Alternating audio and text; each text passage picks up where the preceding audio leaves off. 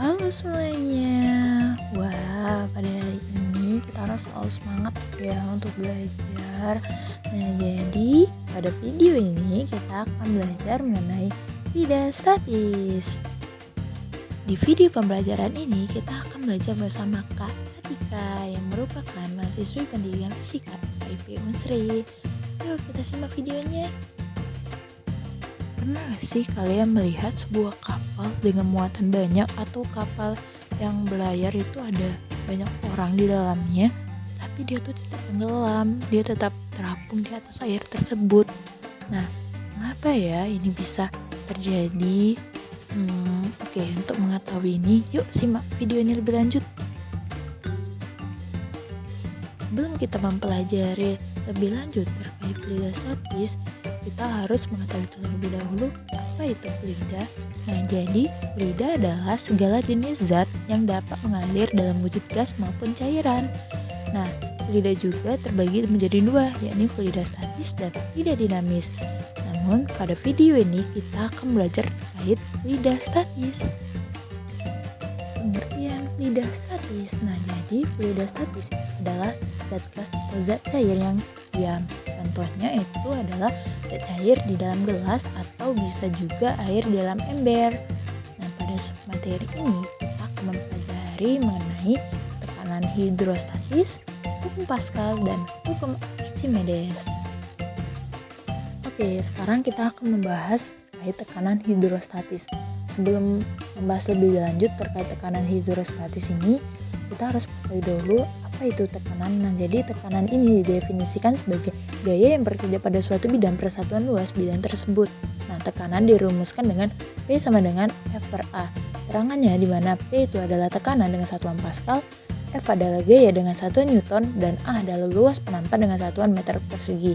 Nah, lalu yang harus kalian ketahui lagi ya ini konversi satuan tekanan. Nah, jadi konversi dari satuan ini bisa ditulis dengan 1 Pascal itu sama dengan 1 Newton per meter kuadrat, lalu 1 bar itu sama dengan 1,0 kali 10 pangkat 5 Pascal, 1 atm itu sama dengan 101,321 Pascal, atau bisa juga 760 mmHg.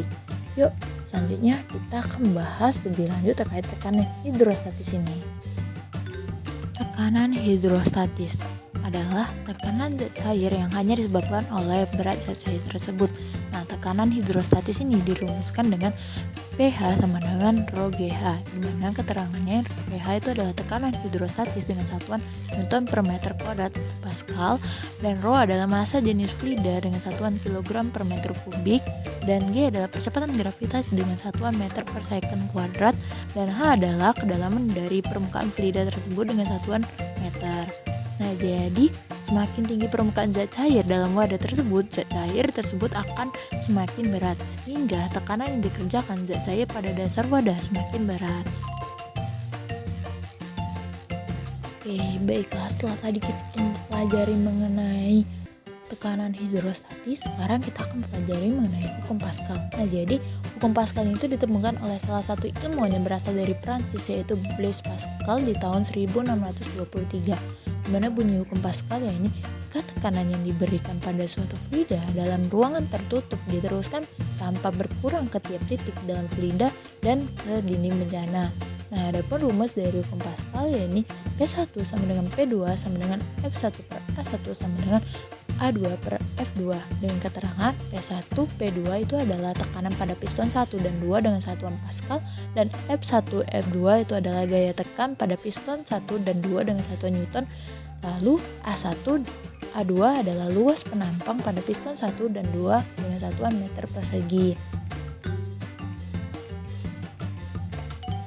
Setelah kita mengetahui mengenai teori dari hukum Pascal, lalu kita juga harus mengetahui apa aja sih penerapan dari hukum Pascal ini dalam kehidupan sehari-hari.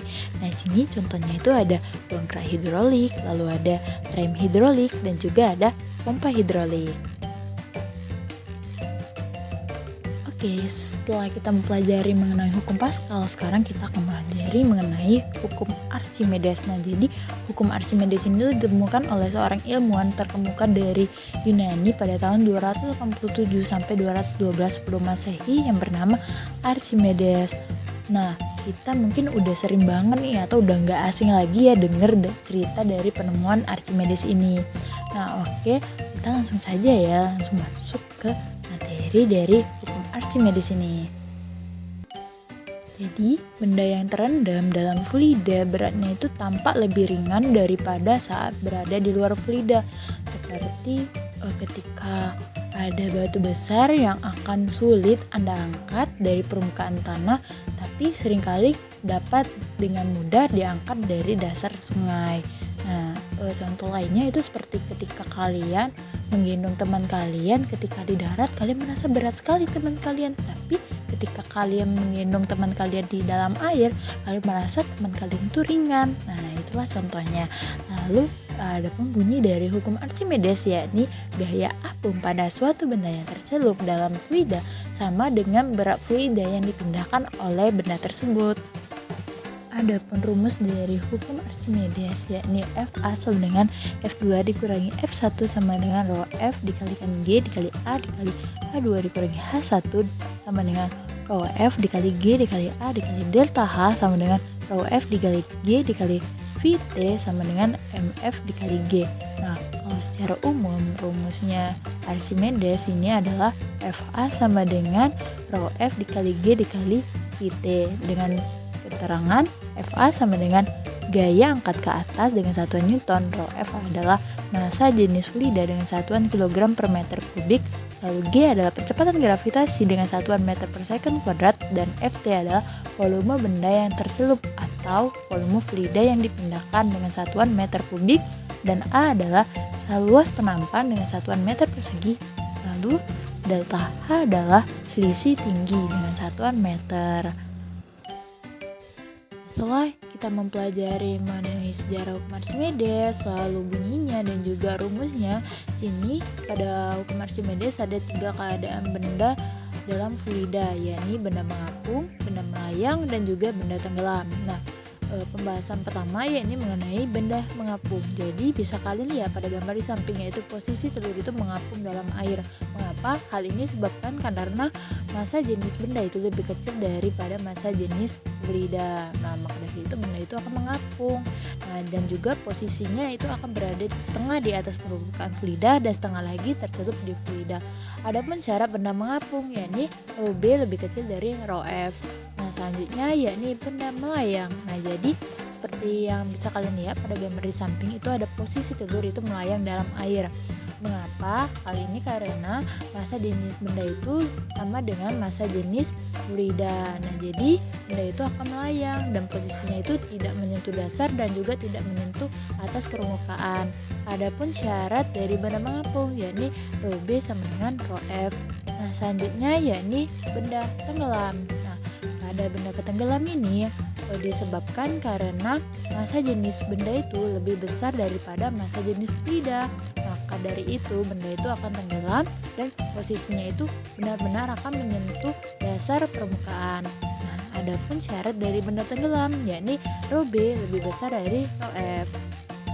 Oke, setelah tadi kita mempelajari mengenai 3 keadaan benda dalam fluida, selanjutnya yakni ada penerapan hukum Archimedes dalam kehidupan sehari-hari.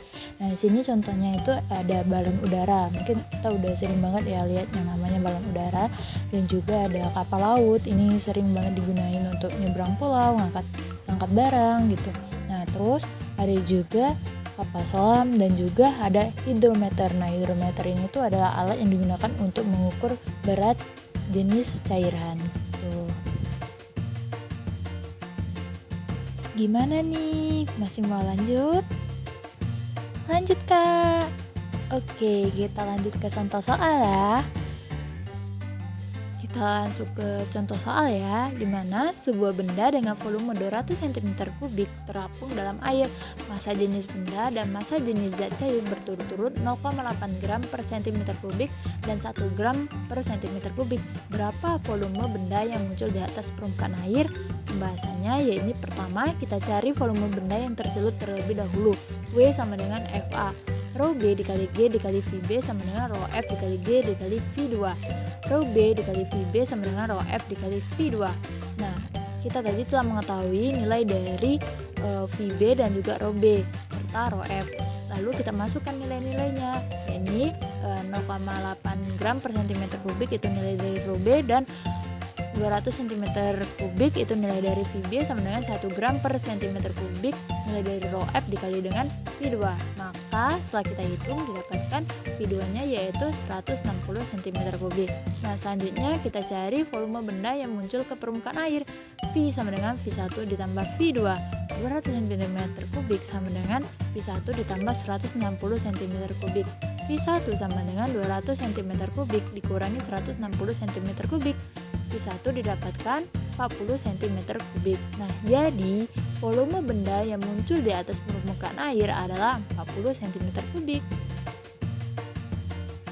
Oke teman-teman, terima kasih ya sudah menonton video pembelajaran hari ini. Nah, sebelum ditutup, ini ada closing statement dari kakak, yakni setiap kali kamu belajar, kamu sedang menambah kecerdasanmu dan membuka pintu kesempatan baru untuk masa depanmu. Oke, terima kasih. See you in the next video. Bye-bye.